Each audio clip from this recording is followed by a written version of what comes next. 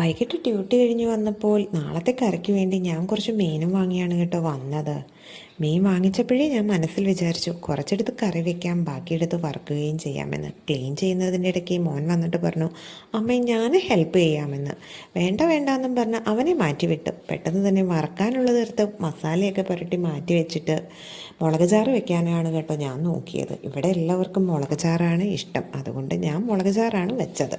നിങ്ങൾക്കൊക്കെ എങ്ങനെയാണ് ഒന്ന് കമൻറ്റ് ചെയ്യണേ. അങ്ങനെ തട്ടിക്കൊട്ടി ഒരു മീൻ കറി സെറ്റാക്കി. പിന്നെ ഒരു ക്യാബേജ് തോരനും കൂടി പെട്ടെന്ന് അങ്ങ് ഉണ്ടാക്കി കേട്ടോ.